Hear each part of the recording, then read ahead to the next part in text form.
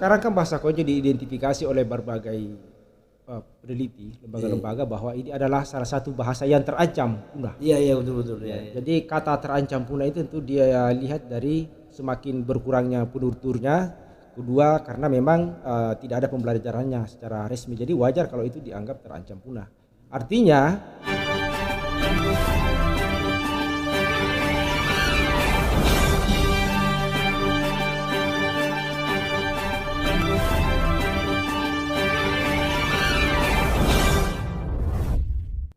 Bapak Ahmad Said, Direktur Konjologi Nusantara. Selamat datang di studio Bulukumba Inspiring, Om. terima kasih banyak atas undangannya. Gimana kabarnya, Om? Alhamdulillah sehat-sehat walafiat. Lama mungkin baru kita ketemu lagi, Om ya. Ya alhamdulillah akhirnya kita ketemu lagi setelah sekian lama mungkin tidak pernah ketemu. Bapak ya. Karena kesibukan masing-masing tentu saja. Jadi sekali lagi selamat datang di studio Bulukumba Inspiring, kanal motivasi, inspirasi dan edukasi. Saya tertarik, Om, untuk membahas apa yang akan kita diskusikan sebentar setelah tadi saya melihat di media online soal bahasa Konjo. Ternyata bahasa Konjo saat ini rupanya tidak lagi populer di kalangan generasi muda, dan ini kemudian akan kita diskusikan pada kesempatan kali ini. Ya, di media saya lihat, Om, tadi bagaimana kemudian bahasa Konjo ini kembali dibumikan, kembali dipopulerkan, atau paling tidak menjadi bahasa ibu bagi generasi muda, khususnya anak-anak sekolah. Tetapi sebelum masuk di situ, saya mau dulu kenali, Om, apa sih Institut Konjologi Nusantara itu, Om? Oh iya. Ya, terima kasih atas undangannya pada kesempatan kali ini. Jadi Institut Konjologi itu atau dia biasa disingkat IKN adalah sebuah lembaga swadaya masyarakat yang bergerak khusus di ranah kebudayaan, terutama untuk upaya-upaya perlindungan, konservasi, dan pengembangan khususnya untuk generasi muda.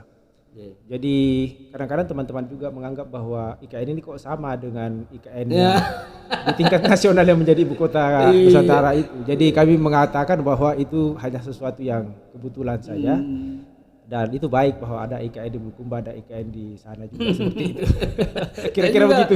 Saya juga, Om, awalnya tadi menganggap bahwa IKN itu ibu kota negara Nusantara gitu. Iya, ada yang sepintas membaca menganggapnya seperti itu. Iya. Ya begitu.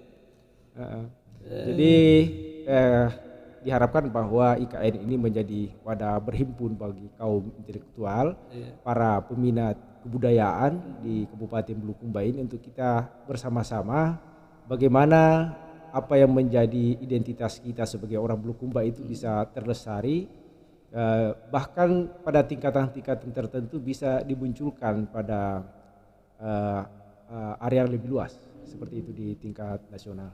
Ya, jadi begitulah konserennya Institut Konjologi Nusantara, bukan hanya konsen pada soal bahasa Konjo, hanya saja kebetulan pada hari ini tanggal 28 Oktober, selain dikenal sebagai Hari Sumpah Pemuda dan itu sudah umum kita kenal, juga sesungguhnya itu ditetapkan oleh pemerintah sebagai bulan bahasa.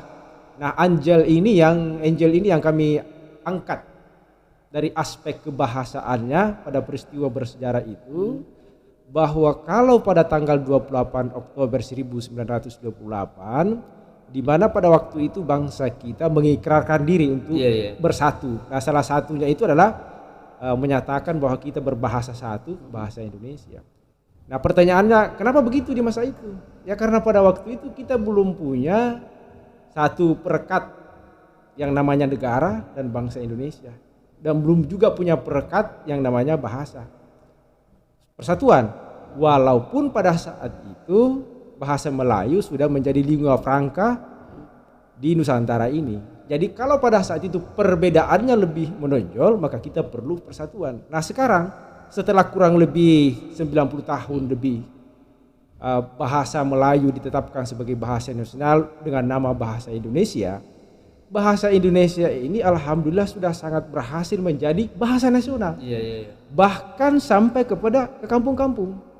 Akhirnya apa yang kita lihat, yang kita saksikan sehari-hari adalah nenek-nenek sekalipun di kampung ini kalau bercakap dengan cucunya itu dia dengan bahasa Indonesia. Bahasa Indonesia. Ya, jadi langsung dia diperkenalkan dengan bahasa Indonesia. Nah, artinya dari sejak dini anak-anak kita ini tidak dikenalkan dengan bahasa ibunya. Sehingga yang kita lihat di kampung itu anak-anak sekalipun itu banyak kosakata bahasa ibunya yang tidak ketahui. Atau untung kalau dia bisa berbahasa dalam bahasa itu secara lengkap. Ya. Pada umumnya yang kita perhatikan mereka sudah tidak memahami lagi. Ya, itulah yang kami lihat sehingga memang kita juga mau mendorong bahasa Konjo ini menjadi mata pelajaran di sekolah-sekolah di Kabupaten Bulukumba ini. Nah, supaya artinya itu upaya perlindungan yang secara terstruktur dan sistematis. Artinya itu memang harus dirancang seperti itu dan saya kira itu adalah kewajiban pemerintah. Ya. Sebelum jauh ke situ, Om. Ya. Kalau bahasa Konjo apa sih sebenarnya bahasa Konjo itu? Ada yang menganggap bahwa bahasa Konjo bagian dari masyarakat. Ada juga menganggap bahwa bahasa Konjo itu adalah bahasa yang berdiri sendiri. Itu seperti apa itu pemahaman yang ada di masyarakat? Ya, inilah yang kontroversi selama ini. Bahwa bahasa Konjo dianggap sebagai subbahasa Makassar. Iya, betul. Nah, tetapi faktanya adalah banyak perbedaan-perbedaan yang sangat signifikan antara bahasa Konjo dengan bahasa Makassar. Dan mungkin karena perbedaan-perbedaan itu dan sudah banyak diteliti oleh para pakar, akhirnya kan lembaga bahasa itu sudah menetapkan bahasa Konjo sebagai salah satu bahasa daerah di Sulawesi Selatan. Itu di tingkat daerah itu sudah diputuskan seperti itu. Jadi menurut kami ini adalah momentum bagi kita masyarakat dan pemerintah Kabupaten Bulukumba untuk menangkap peluang itu. Kami melihat ini adalah sebuah peluang untuk mengangkat bahasa Konjo sebagai satu bahasa daerah yang menjadi sentrumnya itu di Bulukumba. Ya, karena seperti kita ketahui bahasa Konjo itu kan tidak hanya ada di Bulukumba. Iya, betul. Dia ada tersebar di beberapa kabupaten di Sulawesi Selatan ini. Tetapi Bulukumba itu identik dengan bahasa Konjo. Jadi seperti itu yang kami lihat. Tapi kan di Bulukumba ini setidaknya ada dua bahasa yang jadi bahasa tutur, Om ya. Ada di bagian timur Konjo misalnya, kemudian ada di bagian barat.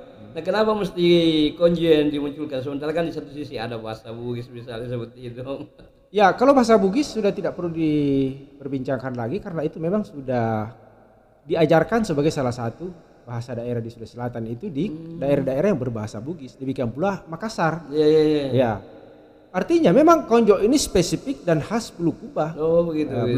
Bulukumba. Orang menganggap selama ini Bulukumba Timur, anggaplah seperti itu. Iya. Di Bulukumba itu di Bulukumba Timur, tapi kalau kita bicara data statistik, mungkin di atas 50% penutur bahasa Konjo itu di Kabupaten Bulukumba itu di atas 50%. Bisa dilihat secara statistik. Pas persisnya berapa kami tidak tahu, tapi kami yakin itu di atas 50%. Kalau di Bulukumba wilayah mana saja yang menggunakan bahasa tutur Konjo? Ya, yang jelas itu kan Kecamatan Kajang, Erlang, Bontotiro, Bonto Bahari, dan Ujung Loe sebagian besar Ujung Loe. Dan juga jangan lupa di Kindang itu adalah bahasa Konjo. Orang-orang Gantarang itu juga sesungguhnya berbahasa Konjo. Bulukumba. Jadi kalau ini mau dibicarakan, kita pada akhirnya akan berbicara tentang sejarah Bulukumba ini. Dan tetapi dalam kesempatan kali ini bukan itu yang kita mau bicarakan. Yang kita mau bicarakan adalah bahasa Konjo dan faktanya bahasa Konjo itu identik dengan Bulukumba. Ya, saya tahu di kabupaten lain juga ada Om ya bahasa Konjo. Termasuk di Goa misalnya wilayah Malino. Iya, betul.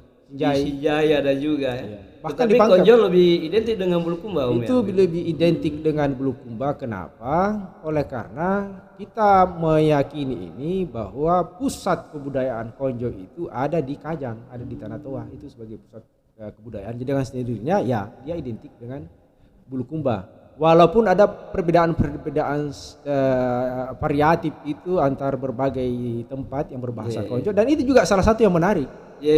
Ya artinya misalnya antara Kajan dalam dengan Kajan luar saja itu ada perbedaan kosakata kan, Pak. Dari Kajang luar ke Herlang juga ada perbedaan. Herlang ke Bontotiro Herlang ke Bontotiro ada. Bahkan yang lebih menarik lagi adalah misalnya Bontotiro dengan Ara yang ada dalam kecamatan Bontobare itu udah berbeda. Ya. Ara dengan Bira yang satu kecamatan itu sangat berbeda juga. Nah, Bira dengan Tanah Lemo dan Ara juga ada perbedaan-perbedaan. Tetapi yang unik adalah walaupun perbedaan itu ada, kita semua saling memahami, saling mengerti maksudnya dari mereka itu ketika berbicara dalam bahasa Konjo. Nah, secara umum memang bahasa Konjo ini oleh para peneliti dibagi dua garis besarnya kan, ada Konjo pesisir dan ada Konjo pegunungan. Seperti daerah Sinjai Barat, Goa itu adalah Konjo pegunungan. Ya. Mengapa bahasa daerah termasuk bahasa Konjo penting untuk dilestarikan dalam konteks pendidikan formal? Ya, pertama begini, kami menganggap bahasa itu adalah anugerah Tuhan Yang Maha Kuasa, yang pencipta. Artinya kita ini tidak pernah menciptakan bahasa. Manusia itu tidak pernah menciptakan bahasa. Artinya karena kita tidak pernah menciptakan bahasa dan ini adalah ciptaan dari Sang Pencipta itu sendiri, maka ini pertama itu perlu dirawat sebagai bentuk rasa syukur kita terhadap itu. Kalau kita selama ini bisa merawat tanaman dan hewan-hewan, kenapa yang seperti ini misalnya bahasa, dan dengan bahasa lah kita pertama kali dikenalkan dengan dunia ini melalui bahasa ibu kita, bahasa Konjo misalnya dalam konteks ini yang kita bicarakan. Itu yang pertama, karena itu dari ciptaan. Kedua, kita pertama kali mengenal dunia ini dengan itu. Yang ketiga, bahwa ini adalah sesuatu yang sampai hari ini masih digunakan. Karena dia masih digunakan dan kita berada di era modern, tentu saja penting untuk ini diajarkan berdasarkan prinsip-prinsip ilmu pengetahuan. Ya, bahwa ini juga adalah sesuatu yang bersifat ilmu, ada ilmu pengetahuan di dalamnya. Itulah sebabnya kenapa kami menggunakan kata konjologi. Ya, konjo itu adalah sebuah logos, adalah sebuah pengetahuan. Dan pengetahuan itu diantar melalui bahasa, dan bahasa itu adalah bahasa Konjo. Itu filosofinya, Om. Itu filosofinya seperti itu. Ya, jadi bahasa Konjo ini mesti memang harus dibawa dalam konteks pendidikan formal melalui muatan lokal begitu. Itu supaya kita ini bersikap adil, pemerintah bersikap adil, karena kan diakui bahasa daerah. Tidak akan pernah ada yang namanya bahasa nasional, bahasa persatuan kalau tidak ada bahasa daerah. Karena bahasa Indonesia ini kan gabungan dari berbagai kosakata, walaupun basisnya adalah bahasa Melayu, tapi dengan unsur-unsur serapan yang banyak ini. Dan kami kira bahasa Konjo juga menyumbang secara signifikan terhadap kosakata bahasa Indonesia. Ya, jadi wajarlah kami kira kalau bahasa Konjo juga harus diajarkan di lembaga-lembaga pendidikan formal. Di samping bahwa itu juga dalam rangka pewarisan. Ya, dikaitkan dengan budaya lokal. Bagaimana peran bahasa Konjo dalam memperkuat identitas budaya lokal di kalangan generasi muda? Ya, itulah yang kita lihat akhir-akhir ini, bahwa generasi muda pertama sudah tidak bisa berbicara bahasa Konjo dengan baik, lengkap, tidak mengenal banyak kosakata yang apalagi yang kalau jarang digunakan karena mereka memang sudah berbahasa Indonesia. Kemudian kami menduga ada ketidakpercayaan diri di antara mereka untuk berbicara dalam bahasa Konjo kalau di tempat-tempat tertentu misalnya. Ada rasa malu atau apa begitu ya? Kelihatannya seperti itu. Iya, artinya ada rasa tidak percaya diri. Bahwa itu adalah lambang keterbelakangan. Bisa seperti itu, kita bisa duga. Ada anggapan seperti itu. Ya, ada bisa kita duga seperti itu. Kemudian apakah penggunaan bahasa daerah, bahasa Konjo di sekolah dapat meningkatkan pemahaman siswa terhadap nilai-nilai dan tradisi setempat? Ya, itu pasti. Artinya sesuatu tradisi bisa dijelaskan dengan baik kalau dengan menggunakan bahasa ibunya. Artinya dia tidak akan merasa terpisah dari itu. Tetapi kalau misalnya semacam tradisi diajarkan dengan bahasa Indonesia, mungkin dia paham, tetapi belum tentu itu mendarah daging dalam dirinya, seperti itu kan ya, karena itu sesuatu yang diimplan seolah-olah seperti itu ya.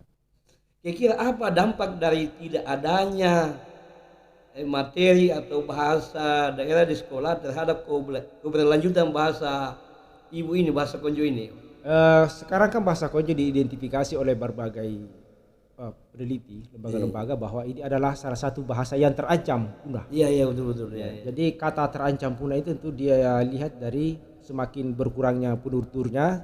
Kedua karena memang tidak ada pembelajarannya secara resmi. Jadi wajar kalau itu dianggap terancam punah. Artinya memang jawabannya adalah bagaimana ini diajarkan secara formal sehingga kata terancam punah itu sudah bisa kita eliminir dari situ. Ya, seperti itu. Ya, jadi mestinya siapapun itu yang merasa bagian dari bahasa Konjo ya turut berkontribusi untuk kemudian kembali mengembangkan bahasa Konjo dengan katakanlah misalnya di lingkungan keluarga berbahasa Konjo supaya anak-anak ini ya sedikit ya tahu tentang bahasa Konjo gitu. Ya, jadi mestinya kan di rumah tangga. Iya. Atau di fase anak-anak di usia sekolah dasar. Mereka harus aktif di berbahasa Konjo. Karena mau tidak mau tentang bahasa Indonesia itu dia akan dia akan berbahasa Indonesia aktif itu di masa-masa sekolah SMA sampai dia kuliah dan seterusnya. Jadi di tingkat dasar ini memang adalah fase kritis untuk bagaimana anak-anak itu menyerap kosakata bahasa Konjo dengan baik sehingga itu tertinggal di memori mereka dan kemudian berdasarkan pengalaman pribadi di kemudian hari itu bisa menjadi alat bagi dia untuk membangun pengertian-pengertian dengan membandingkan antara bahasa Konjo yang dia ketahui dengan bahasa Indonesia dan bahkan bahasa asing untuk menjadi